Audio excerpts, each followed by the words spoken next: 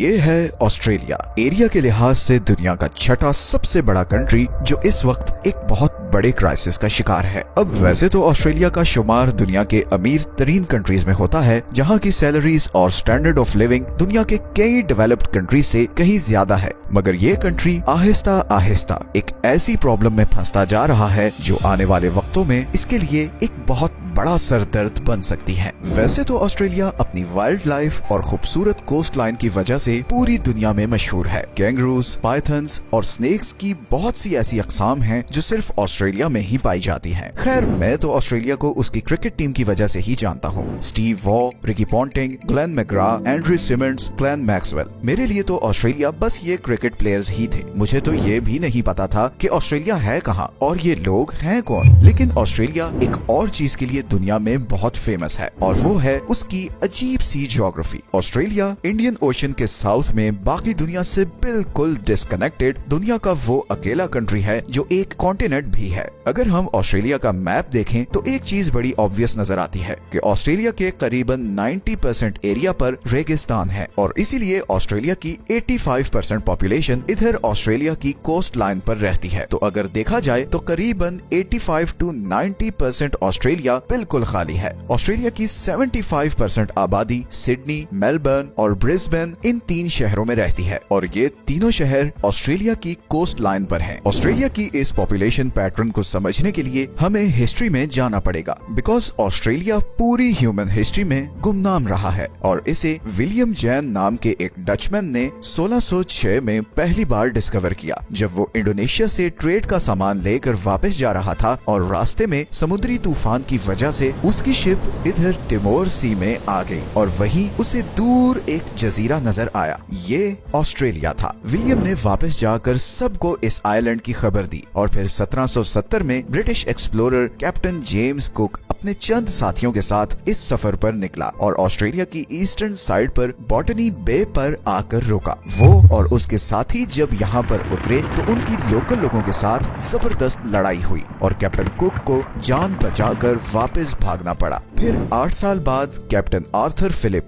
11 ships पर 300 लोगों के साथ इधर आया और उसने इस कोस्ट लाइन पर कब्जा कर लिया। इस हिस्से को ब्रिटिश कंट्रोल में लाने के बाद उन्होंने ऑस्ट्रेलिया की वेस्टर्न साइड को डिस्कवर करने की कोशिश की, मगर रेगिस्तान के गर्म मौसम और प्यास की शिद्दत से उनके बहुत से साथी मारे गए और उन्हें मजबूरन वापस आना पड़ा। ऑस्ट्रेलिया असल में फेमस हुआ 1851 में, जब सिडनी से 210 किलोमीटर दूर बैथर्स्ट नाम के एक गाँव में गोल्ड के बहुत बड़े रिजर्व्स डिस्कवर हो गए। अगले 20 सालों में पूरी दुनिया की 40% गोल्ड प्रोडक्शन ऑस्ट्रेलिया में होने लगी। ये सारा गोल्ड यहाँ से ब्रिटेन जाता और ब्रिटिश गवर्नमेंट इस गोल्ड को यूज करके पाउंड का रेट मेंटेन करती। इन 20 सालों को the years of gold rush कहा जाता है। इन 20 सालों में यूरोप और अमेरिका से लाखों लोग ऑस्ट्रेलिया आकर आबाद हुए। जब ये गोल्ड डिस्कवर हुआ तो ऑस्ट्रेलिया की पॉपुलेशन थी 4.5 लाख और 20 साल बाद 1871 में ये पॉपुलेशन 1.7 मिलियन तक पहुंच चुकी थी। 1871 से 1900 तक ऑस्ट्रेलिया इन 6 कॉलोनीज में डिवाइडेड था। फिर 1901 में ये सब कॉलोनीज इकट्ठी हुई और कॉमनवेल्थ स्टेट ऑफ ऑस्ट्रेलिया के नाम से एक कंट्री वर्ल्ड मैप पर आया और इसके बाद ऑस्ट्रेलिया की तरक्की का सफर शुरू हुआ। उस वक्त ऑस्ट्रेलिया में व्हाइट लोगों के अलावा किसी और को इमिग्रेशन नहीं दी जाती थी और अगले 60 साल तक ऐसा ही रहा। फिर फाइनली 1967 में नॉन व्हाइट इमिग्रेशन पॉलिसी खत्म कर दी गई और इमिग्रेशन का क्राइटेरिया स्किन कलर से हटाकर स्किल सेट कर दिया गया, जिसके बाद एशिया, मिडिल ईस्ट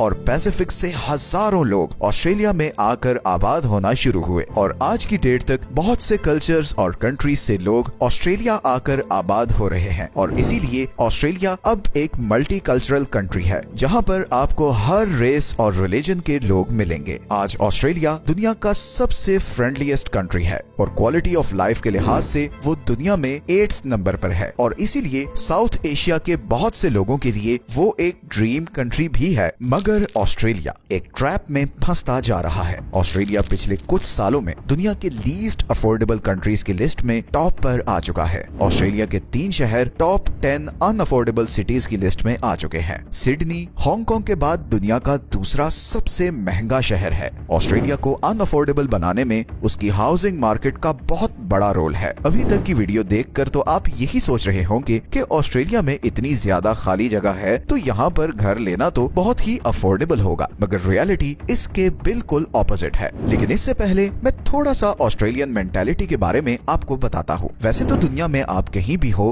अपना घर लेना हर इंसान की ख्वाहिश होती है, मगर ऑस्ट्रेलियंस के लिए घर एक नेशनल आइडेंटिटी है। ऑस्ट्रेलिया में घर को स्टेबिलिटी और खुशहाली की निशानी समझा जाता है। आज भी 75% ऑस्ट्रेलियंस के नजदीक अपना घर होना उनकी टॉप प्रायोरिटी और ड्रीम है, मगर ये ड्रीम अब आहिस्ता आहिस्ता डेड होता जा रहा है। एंड लेट मी एक्सप्लेन कि मैं ऐसा क्यों कह रहा हूँ। 1970 में सिडनी में एवरेज एनुअल सैलरी थी $4,200 और उस वक्त एक नॉर्मल घर की प्राइस थी अराउंड $18,700। 2024 तक ये एवरेज एनुअल सैलरी $74,000 तक पहुंच चुकी है, मतलब 1970 की सैलरी से 17 टाइम्स ज्यादा। मगर दूसरी ही तरफ आज एक एवरेज घर की प्राइस $1.5 मिलियन है, which is 80 times higher than 1970s housing price. इसका मतलब है कि अब अगर आप अगले 20 साल भी अपनी पूरी सैलरी सेव करें तो बड़ी मुश्किल से घर खरीद सकेंगे, बिकॉज 20 सालों में घर की प्राइस और ऊपर जा चुकी होगी। और ये सिर्फ सिडनी ही नहीं बल्कि सारे बड़े ऑस्ट्रेलियन शहरों में